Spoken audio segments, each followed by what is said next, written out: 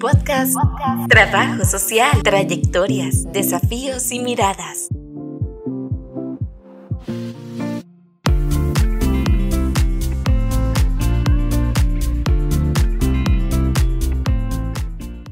Les damos la bienvenida al podcast Trabajo Social, Trayectorias, Desafíos y Miradas.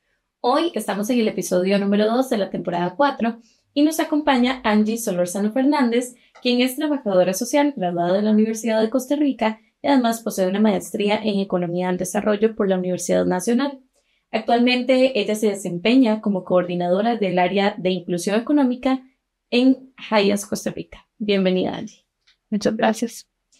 Para dar inicio y hablando un poco de la experiencia profesional y la formación también académica, Angie, nos interesa muchísimo saber cómo es que se llega a combinar trabajo social y después sacar esta maestría en Economía del Desarrollo. Bueno, en trabajo social hay como muchísimas alternativas de trabajo y justamente cuando ya ingresé al mercado laboral y vi como los espacios laborales que habían, y también un poco las necesidades de la población con la que trabajábamos, uno de los aspectos que me llamó muchísimo la atención, digamos, es como incidir en un elemento, digamos, en el que el trabajo social está presente, digamos, que es el tema de medios de vida, de generar ingresos, porque de alguna manera a veces con la asistencia, a veces con procesos educativos, digamos, nos relacionamos con el factor económico de la vida de las personas. Entonces, habiendo a nivel nacional e internacional políticas, objetivos de desarrollo, me parece que podía ser interesante hacer este vínculo, digamos, además vinculándonos con el área de gerencia social, digamos que también es un espacio en el que podemos tener algún nivel de incidencia. Vi como una oportunidad, digamos, el combinar estos temas de conocimiento y realmente he encontrado como mucho espacio en el mercado laboral y justamente finalmente satisfacer necesidades de las personas con las que vamos trabajando. Bueno, importante también poner en contexto a las personas porque muchas veces escuchamos algunas organizaciones, o bueno, normalmente desde la universidad y lo que conocemos de trabajo social justamente se centra en instituciones públicas, en lo que ya conocemos como niñeces, adolescencias y algunos temas específicos, pero cuando hablamos de migraciones o hablamos de algunos temas específicos, podemos darnos cuenta que hay muchas organizaciones que también están haciendo esta labor y una de esas es IAS Costa Rica, que nos interesa saber qué es. Hayas es una organización sí que trabaja, nace a nivel internacional, nace en Estados Unidos, tiene como 100 años de trayectoria, digamos, y surge por personas del este de Europa que estaban migrando a los Estados Unidos. Ahí nace, digamos, esta visión de poder acoger a personas extranjeras y apoyar a personas refugiadas y se ha extendido la labor por América Latina. En Costa Rica estamos desde el año 2017 y la organización brinda servicios de atención y apoyo y protección legal, de inclusión económica y medios de vida, y también tenemos servicios y apoyos de apoyo psicosocial y de prevención y atención de la violencia basada en género. Entonces son como las áreas que trabaja la organización y de hecho es curioso porque en todas las áreas, digamos, uno pensaría que protección legal va a tener únicamente abogados o abogadas, ¿verdad? Pero incluso en esta área podemos ubicar a personas de trabajo social, ¿verdad? Con formación en trabajo social, porque el área brinda información, asesoría y representación a las personas y en el tema de información, por ejemplo, hay colegas que se han ubicado, ¿verdad? Brindando desde procesos socioeducativos, más información para que las personas puedan acceder a derechos. Inclusión económica, que es en el área en el que yo trabajo, también generando que las personas puedan ya sea generar ingresos a través de un emprendimiento, a través del empleo, pues también podemos ubicar a colegas. Y en el área de prevención de la violencia basada en género, ¿verdad? Evidentemente con la formación que tenemos y demás podemos también aplicar. Qué interesante la labor que desempeña y sobre todo también ver cómo trabajo social se involucra en diferentes áreas, no solamente en lo que hablamos anteriormente, en lo conocido, ¿verdad? Y en lo que podría estar por ahí. Algo importante y que muchas personas pues por ahí en el contexto que estamos viviendo en Costa Rica, donde se ha sonado últimamente en las noticias el tema de migraciones, de personas refugiadas. ¿Qué se entiende por una persona migrante o quiénes son las personas refugiadas? sí es muy importante hacer esta diferenciación entre quién es una persona migrante y quién es una persona refugiada, porque muchas personas suelen tratarlas como sinónimos, ¿verdad? Pero en la práctica es muy importante para el acceso a derechos, digamos, que se haga esta diferenciación, ¿verdad? Una persona migrante es aquella que sale de un lugar para desplazarse a otro, puede ser una migración interna o una migración externa. Nosotros en nuestro caso trabajamos con personas migrantes, ¿verdad? Que vienen a Costa Rica, o sea, que vienen de otros países. Y pueden migrar por diferentes razones, ¿verdad? Porque están buscando un mejor nivel económico, mejor acceso a servicios. Sin embargo, las personas refugiadas sí tienen una atención diferenciada porque son personas que han huido de sus países por motivos de raza, religión, nacionalidad, género, por pertenecer a un grupo determinado, porque sus opiniones políticas no son respetadas en este país. Entonces salen de su país porque el país de origen puede ser el mismo ente que les persigue, ¿verdad? O porque por causa de esos temores, ¿verdad? No quiere acogerse a la protección de ese país. Importante decir que incluso la normativa en Costa Rica permite que una persona por motivos de género sea reconocida como persona refugiada, ¿verdad? Entonces, son diferentes motivos, pero además, evidentemente, una migración es distinta a una persona que está solicitando refugio, ¿verdad? En un país, una persona migrante puede planear su salida del país y puede traer ciertos elementos, puede regresar en caso de ser necesario o para visitar a su familia o para diferentes elementos. En cambio, una persona refugiada, porque su vida corría peligro, fue que salió, no puede regresar tampoco, ¿verdad? Y justamente la normativa tampoco se lo permite. Entonces, el acceso a derechos va a tener ciertas limitaciones y justamente por eso tienen una necesidad de protección internacional. Y por eso es tan relevante hacer la diferencia tanto en el ejercicio profesional como en las diferentes políticas de las instituciones y de los diferentes lugares donde se les atiende, ¿verdad? Que la comprensión de que su llegada al país tuvo estas diferencias, ¿verdad? Es demasiado relevante que lo tengamos en cuenta, porque yo puedo estar atendiéndolo en una organización del Estado y estarle pidiendo a esta persona, bueno, para yo brindarle el servicio necesito que usted apostille el documento, me traiga ciertas notas, que es algo que una persona refugiada no podría aportar, ¿verdad? Entonces tiene que haber una atención y una política diferenciada para esta población. Y eso nos lleva también entonces a conversar sobre algunas características o necesidades específicas, particulares de una persona refugiada en este caso, ¿verdad? Y verlo de una forma más integral. ¿Cuáles son esas necesidades y cómo podemos hacer ese análisis de necesidades para poder trabajar con ellas? Bueno, evidentemente las necesidades humanas que tenemos todos y todas, ¿verdad? Desde alimentación, una vivienda digna, acceso a salud, pero para lograr acceder a toda la gama de necesidades que, ¿verdad? Suplir todas esas necesidades que tenemos las personas, pues estas personas van a necesitar primero, ¿verdad? Un proceso de documentación.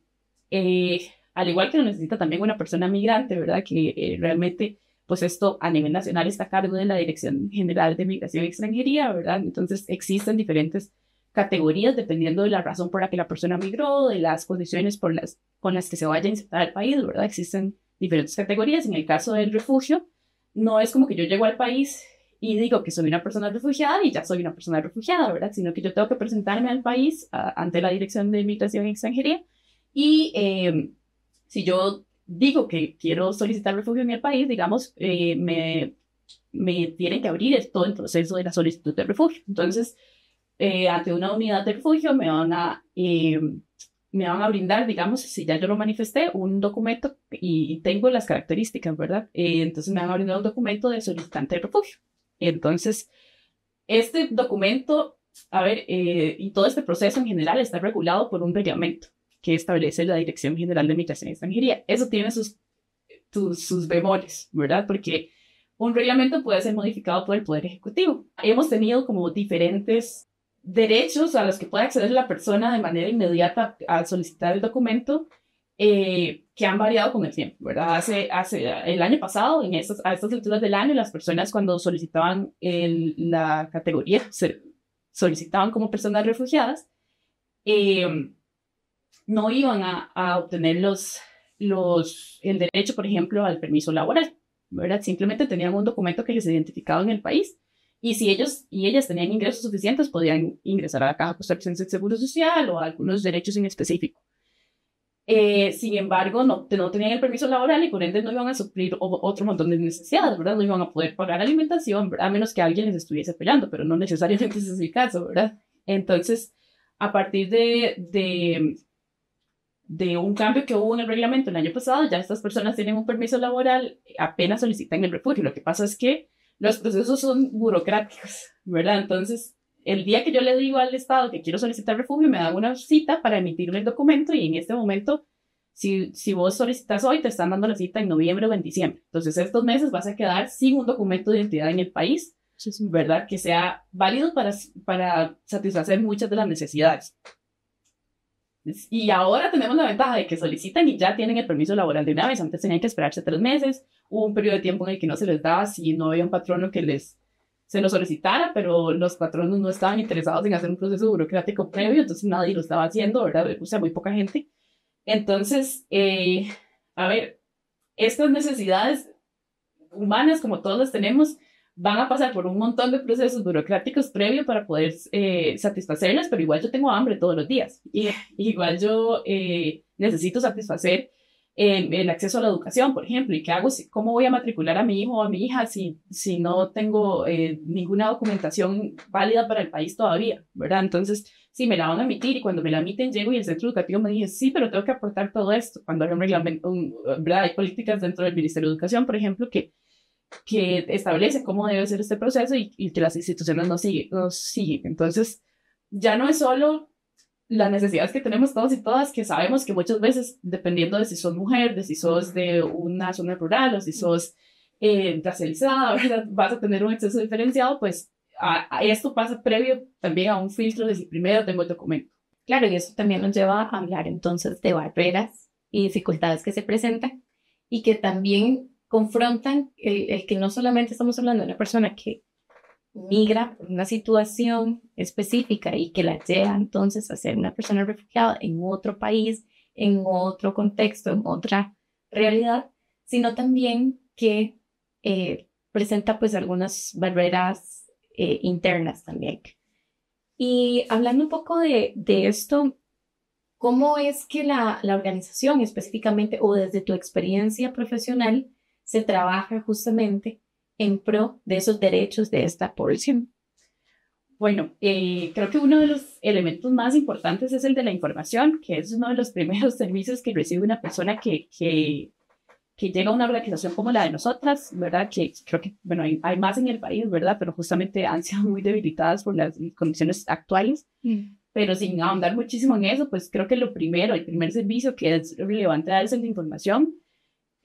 Cuando vos llegas a otro país tenés otra moneda, ¿verdad? Tenés un trato distinto, ¿verdad? Porque tenés un acento diferente, porque tenés conocimientos de la institucionalidad que ya no funcionan, ¿no? Las organizaciones en Costa Rica funcionan de una manera diferente a cómo funcionan en Nicaragua, cómo funcionan en Venezuela, cómo funcionan en Cuba. No es lo mismo el nombre del título que yo voy a tener por haber terminado mis estudios secundarios a cómo se llama en Costa Rica y el poder expresarlo, ¿verdad? Va a significar a veces barreras también. Entonces, lo primero que queremos que las personas reciban, pues es esta información que al final es una herramienta de protección, ¿verdad? De sus derechos. Información de cómo acceder a cada uno de sus derechos en las instituciones que correspondan y cómo hacer exigibilidad de ellos. La política migratoria en sí varía muchísimo en el país, ¿verdad? Al ser manejada muchas veces por reglamentos y demás, entonces incluso la forma en la que se ve un documento cambia. Entonces las organizaciones tienen a una persona en ventanilla que no necesariamente conoce a qué le da derecho cada una de las categorías migratorias y cómo hacer exigibilidad de esos derechos para las personas, ¿verdad? Muchas veces las mismas instituciones, viendo saturados sus servicios, ¿verdad? No brindan el servicio de la manera adecuada. Entonces, uno de los primeros elementos es información, pero además un acompañamiento, digamos, personalizado, individualizado, porque atendemos partiendo de que las diversidades las vamos a ver en las personas a las que atendemos. Entonces, no va a ser lo mismo que el tipo de atención que yo le voy a brindar a una mujer con hijos, acompañada con hijos, a una persona de la comunidad LGBTIQ+, a un hombre que es adulto mayor, ¿verdad? O a una persona que tiene alguna enfermedad, ¿verdad? Entonces, brindar una atención que recoja cuáles son las características específicas que tiene cada persona y a partir de ahí asesorarla, ¿verdad? Y bueno, desde el área en el que yo trabajo específicamente, que buscamos que las personas tengan los recursos para ser autosuficientes y satisfacer sus necesidades y acceder a sus derechos de manera autónoma, ¿verdad? Después de pasar por este perfilamiento y ver qué es lo que requiere la persona, encontrar cómo puede esta persona generar medios de vida en el país, ¿verdad? Si ya esa persona tiene un permiso laboral, ok, bueno, quiere trabajar de manera remunerada para otra persona o para otra empresa, para un patrono, o esa persona quiere emprender o porque esta es la única opción que encuentra, ¿verdad? Entonces, ¿cómo se construye una ruta, digamos, para que esta persona al final tenga un emprendimiento, por ejemplo, que sea rentable o que permita satisfacer sus necesidades y las de su familia, ¿verdad? O que incluso tenga esta posibilidad de escalar. O si estamos enfocándonos en el empleo, si esta persona requiere capacitarse, ¿verdad? O requiere asesoría para convalidar un título, ¿verdad? Que es un proceso sumamente complejo y es muy interesante porque las personas que llegan al país, como el 17%, ¿verdad? Tienen un nivel universitario. Cerca del 27-28 llegó a la universidad y estuvo estudiando una carrera, como el 17 la terminó. Un 17% de las personas con las que nosotros trabajamos tienen esta característica, pero llegan al país y no pueden convalidar ese título. Ese título aquí ya no sirve, ¿verdad? Entonces, ¿qué se puede hacer, verdad? ¿Cómo podemos hablar con la empresa privada para que no tenga que esta persona convalidar dentro del país, sino que también se le pueda hacer una prueba por conocimientos o se pueda hacer algo distinto y esta persona pueda acceder a un empleo acorde al perfil que esta persona tiene? O lo que pasa muchas veces que es estas personas tienen que acceder a otros empleos más técnicos o demás porque no van a poder hacer ejercicio, digamos, de la profesión que traían del país de origen, ¿verdad? Entonces, es un poco como abrirle la mirada a las personas están todas estas opciones, están todos estos lugares en los que usted puede hacer exigibilidad de sus derechos, ¿verdad? Esta es la manera de hacerlo en el país. Acá vas a ponerte de fila, ¿verdad? Porque acá tal vez te van a brindar un servicio, no es un servicio inmediato, pero te lo van a brindar. Y que si no te lo están brindando, ¿cómo puedes pedirlo de una manera que en el lugar te lo brinden? Yo creo que aquí siempre hago la recomendación para personas que trabajan en estos servicios, ¿verdad?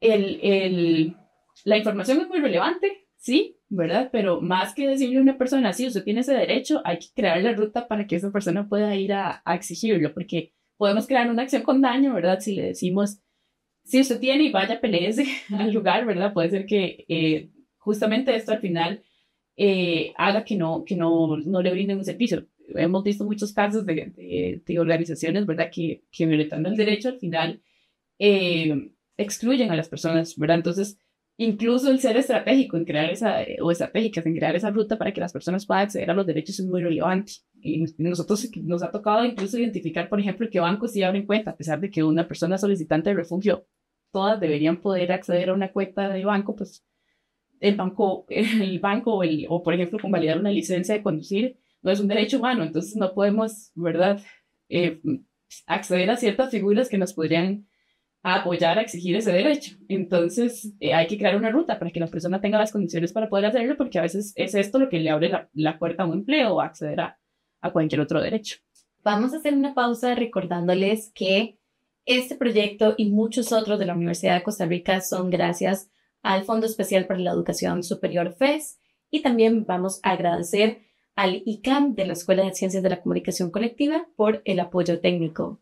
Y recuerden que pueden buscarnos en la Escuela de Trabajo Social para ver todos los otros episodios. Estamos en la temporada 4.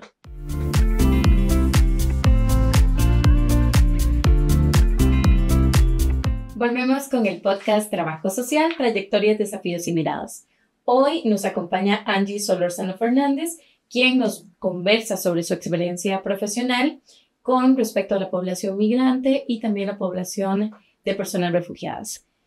Angie, qué importante todo lo que hemos abordado durante este episodio y muchas veces hemos retomado este tema de la importancia del trabajo social en diversos espacios, en todo lo que podemos hacer, porque no solamente nos limitamos a la parte como más en el campo, sino también la parte estratégica, la parte administrativa y demás, muchas formas de hacer trabajo social. Y eso nos lleva a conversar justamente cómo es la intervención de trabajo social per se y por qué trabajo social en este espacio. Bueno, creo que el sector ofrece muchísimas posibilidades para una persona profesional en trabajo social. Hay muchas opciones desde el ámbito, perdón, socioeducativo, por ejemplo, el poder acceder, digamos, a servicios, yo más bien a llevar los servicios a los espacios locales, ¿verdad? Muchas veces requiere de una promoción comunitaria, ¿verdad? Que tenga ciertos posicionamientos éticos, ciertos conocimientos técnicos también que la profesión ofrece. Entonces, el abrir la puerta, el llegar a las comunidades, digamos, creo que las personas de la profesión pueden desempeñarlo de una manera adecuada y poder llegar a estas comunidades o espacios locales y conocer cuáles son las necesidades que tienen específicamente en estas localidades y cómo intervenir, ¿verdad? Creo que son, digamos, hay muchas herramientas del trabajo social que se puede poner en práctica.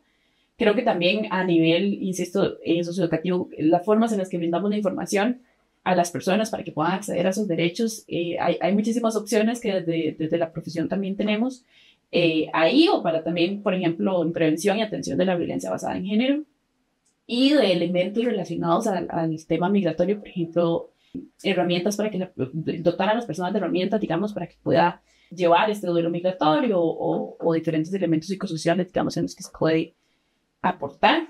Hay algunos servicios, digamos, que es necesario que la población migrante o refugiada reciba, que son un poco más asistencialistas, pero que podrían, digamos, ser una herramienta para que la persona pueda, ya establecida en el país, acceder a los derechos, ¿verdad? Entonces, por ejemplo, brindar un apoyo económico a una persona que apenas va a ingresar al país, ¿verdad? O está ingresando al país y todavía no tiene redes sociofamiliares y no tiene cómo pagar un alquiler y todavía están en estos meses en los que va a empezar para que llegue su documento, ¿verdad? Para que tenga su documento. Entonces, el saber seleccionar, ¿verdad? Al final, qué personas van a recibir esa asistencia es muy, muy relevante y creo que evidentemente la profesión tiene también herramientas para llevar este elemento y evidentemente en el tema de incidencia podemos hacer muchísimo en cuanto al análisis de cómo se están desarrollando las políticas tanto a nivel público como incluso los programas y proyectos que tienen organizaciones como la que yo trabajo, ¿verdad? Porque este sector trabaja muchísimo por proyectos porque es un sector además que es muy cambiante, ¿verdad? Ya no es solo el trabajo con la población que se va a integrar en Costa Rica, porque Costa Rica es un país de origen, tránsito y recepción de personas migrantes, sino que también cambia, ¿verdad? En 2018 podríamos hablar de que recibimos a muchas personas nicaragüenses, ¿verdad? Han habido periodos en que han pasado por Costa Rica personas haitianas. Ahorita estamos en un contexto, ¿verdad?, bastante complejo, ¿verdad? Porque el tapón de Darién lo cierran, ¿verdad? Bueno, hay algunos elementos para regularlo en el tema de Panamá, entonces el tránsito ha bajado muchísimo de personas que venían del cono sur y iban hacia el cono norte, porque además en Estados Unidos hay todo este cambio de la política migratoria, ¿verdad? Entonces incluso más bien vemos flujos que vienen desde el norte de Estados Unidos y que retornan a sus países en el sur, entonces la atención, lo que quiero decir es que es muy cambiante, entonces si el sector trabaja por programas y proyectos, que hayan profesionales, ¿verdad? Que puedan hacer esta lectura de contexto que es cambiante y proponer acciones de las organizaciones que respondan realmente a las necesidades de las personas. Claro que es un super espacio de trabajo y en el que se necesitan perfiles, ¿verdad? Que tengan esta capacidad de hacer el análisis de contexto y de proponer acciones, digamos, que respondan a esas necesidades. Y ahí entra también el hecho de que trabajo social lidera. Trabajo social no solamente está ahí para ejecutar otro montón de cosas, sino que también lidera, es estratégico, funciona muchísimo también para articular y es clave para articular. Y entonces nos lleva a asumir eso que muchas veces se dice, ¿verdad? Tenemos que meternos en la política pública, tenemos que meternos en política social, tenemos que meternos en espacios de liderazgo y también pues desde tu perspectiva profesional y tu experiencia y demás, ¿cómo es esto? ¿Cómo es la realidad laboral al intentar asumir estos espacios y también específicamente con población migrante y personas refugiadas que también justamente eso ha cambiado mucho y que entonces demanda otro tipo de espacios? Bueno, yo creo que sí hay que tener en cuenta que si se desea trabajar en un sector como este, pues es un trabajo que no necesariamente es el más estable en un inicio, ¿verdad? Sobre todo si uno o una ingresa a trabajar en sectores, digamos, que son, sí, vos vas a ejecutar una tarea en específico, ¿verdad? Y en el momento que se termine ese proyecto, pues te desvinculan de las organizaciones, ¿verdad? Si trabajas en organizaciones no gubernamentales, esto pasa muchísimo. No todas las organizaciones no gubernamentales tienen estas políticas de contratación, pero sí es algo muy común, ¿verdad? Entonces, insisto, porque el sector es muy cambiante. Pero bueno, igual hay opciones de colocarse, digamos, en espacios más de toma de decisión, que no deja de ser tampoco inestable también las posibilidades, digamos, que ofrecen las organizaciones, porque muchas veces decir que lo histórico es que han sido financiadas, por ejemplo, por cooperación internacional, y esto implica, de verdad, que no te aseguran un financiamiento constante, ¿verdad? Entonces, sí decir que tiene esta característica, pero creo que hay un llamado en este momento al sector justamente a diversificar las formas en que se financia el trabajo, porque sí quiero decir que si bien la atención es una responsabilidad del Estado y de sus instituciones, ¿verdad? De alguna manera las organizaciones no gubernamentales hemos venido a apoyar esta labor, ¿verdad? Porque la información tal vez a veces no es la que debería ser, porque hay una serie de necesidades que vemos que no está atendiendo el Estado. Entonces, creo que hay un llamado en este momento a que las organizaciones diversifiquen las fuentes de financiamiento, que se anclen a las comunidades, por ejemplo, en las que ya sabemos que hay población con la que se trabaja, a los gobiernos locales, a la empresa privada, ¿verdad? Que también requiere muchísimo, digamos, de estos procesos de inclusión, porque muchas veces en algunos puestos de trabajo solo van a conseguir a personas que ejecuten esas labores, son personas refugiadas o migrantes, porque las personas costarricenses no están dispuestas a ejecutarlos, ¿verdad? Entonces, ¿cómo vincularnos con el sector privado, digamos, para que se involucre y sea parte de financiar estas acciones que son necesarias incluso para su propio trabajo? Entonces, decir que sí hay opciones, que creo que hay un llamado ahorita de verdad muy serio en diversificar estas formas, ¿verdad? Para que también además se pueda asegurar un trabajo que sea digno para las personas que trabajan en el sector.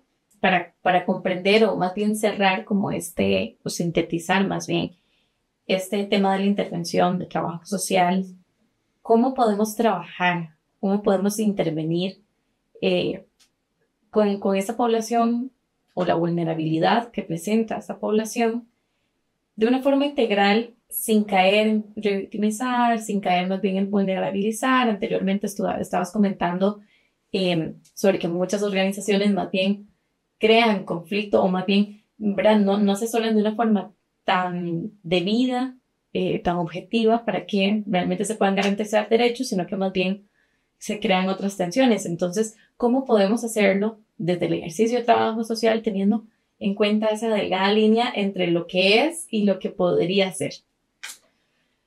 Bueno, yo creo que muy importante este elemento que a veces se pone en los documentos como algo que siempre se hace, pero que en la práctica no es tan sencillo, ¿verdad? Que es el poner a las personas en el centro de la intervención, ¿verdad? Y sus necesidades. Esto creo que es algo que se olvida muchísimo en el ejercicio profesional, porque hay que entender que en el sector también respondemos a demandas del Estado, a demandas de otras agencias que trabajan el tema, a demandas de la población, pero del donante también que financia las intervenciones. Entonces, en este conflicto, digamos, que se puede generar entre estas tensiones, por decirlo así, muchas veces se olvida la necesidad que se está intentando atender, ¿verdad? Entonces, poner desde además, centrada en la persona, sí, pero además la persona en su diversidad, ¿verdad? Porque va a tener una historia de vida, va a tener, sí, un país de origen, un origen étnico, racial, ¿verdad? Su género, ¿verdad? Entonces, si queremos realmente trabajar esto de una manera integral, hay que tener esa comprensión de todas las diversidades, digamos, de personas a las que servimos y de sus necesidades, y cómo responder a ellas dentro de este contexto que insisto, tiene muchas tensiones y muchos objetivos que a veces incluso se pueden contraponer. Importante también comentarte que parte de lo que hemos conversado ahora y que ha sido de sumo provecho es porque reconocemos que dentro de la Escuela de Trabajo Social la población de estudiantes tiene muchísimo interés sobre investigar este tema ya sea en trabajos finales de graduación, desde los talleres se ejecutan en algunos procesos en comunidades donde hay alto índice de personas migrantes e incluso algunas con procesos de refugio y demás. Y también desde iniciativas estudiantiles se están realizando algunos procesos. Es por esto que desde tu perspectiva profesional y con ya la experiencia detrás y demás, ¿qué sería importante incluir? Bueno, considerando que antes hablé de los cambios del contexto, digamos, en el tema de migración, me parece que poder explicar cuáles han sido estos cambios y, por ejemplo, han habido cambios normativos recientes y hay poca, digamos, investigación profunda, por ejemplo, de la incidencia que han tenido estos cambios normativos. También han cambiado los flujos, ¿verdad? Y ha cambiado el perfil de la población que recibimos, ¿verdad? Entonces, hay temas interesantes, por ejemplo, hay grupos de personas indígenas nicaragüenses o del cono, digamos, norte de Centroamérica, que han ingresado recientemente al país y que incluso hay barreras idiomáticas para su inclusión. Entonces, ahí hay temas, ¿verdad?, que me parece que es relevante. Se ha estado conversando y creo que algunas investigaciones han apuntado, por ejemplo, el tema de la feminización del proceso migratorio, ¿verdad?, porque los flujos han cambiado muchísimo y no se migra de la misma manera y ¿verdad?, migrar con una condición de género específica pues va a tener sus características también. Entonces, siempre que hablo con algunas personas estudiantes que están en estos procesos de investigación, les digo que es importante identificar qué categorías específicas, si la migración va a ser una de las categorías, con qué más, digamos, la vamos a cruzar a la hora de hacer una investigación, porque justo en esta intersección, digamos, de categorías es que uno va a poder encontrar temas un poco más innovadores, ¿verdad? Porque sí sé que el sector de migración y el refugio ha tenido bastantes investigaciones, pero creo que también hay muchos vacíos. Entonces, creo que un poco hacer el análisis contextual desde ahí. Y bueno, creo que, por lo que decía, también como para iniciativas estudiantiles y demás, decir que ahorita el sector es un sector que está muy debilitado, digamos, por el cambio que ha habido en la cooperación internacional. Entonces, creo que iniciativas estudiantiles que puedan resolver o responder, digamos, algunas de estas necesidades que en estos son cambiantes, pero que están ahí, ¿verdad?, dentro de los espacios locales, pues pueden ser muy provechos. Angie, muchas gracias por este espacio, gracias por cada uno. Yo creo que es un consejo también que muchas personas estudiantes pueden seguir a la hora de buscar, bueno, cuál es el proyecto profesional que vamos a tener, hacia dónde vamos a ir y demás.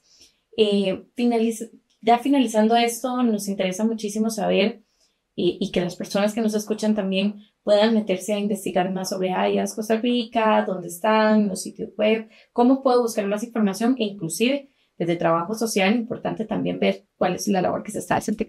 Bueno, tenemos una página web, es ayas.org.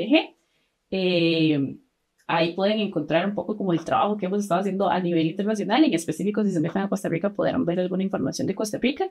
Y tenemos Instagram, Facebook, ¿verdad? Y donde pueden encontrar también como noticias más, o bueno, información, digamos, más del diario de la organización. Entonces, ahí también la pueden encontrar como AYAS Costa Rica. Finalmente, agradecemos a ustedes que nos están escuchando y también un agradecimiento especial al ICAM de la Escuela de Ciencias de la Comunicación Colectiva por el espacio y por el apoyo técnico. Y por supuesto que nuevamente recordando que esto es gracias al Fondo Especial para la Educación Superior FES, a todos los programas y proyectos de acción social, investigación y docencia que se logran realizar gracias a esto.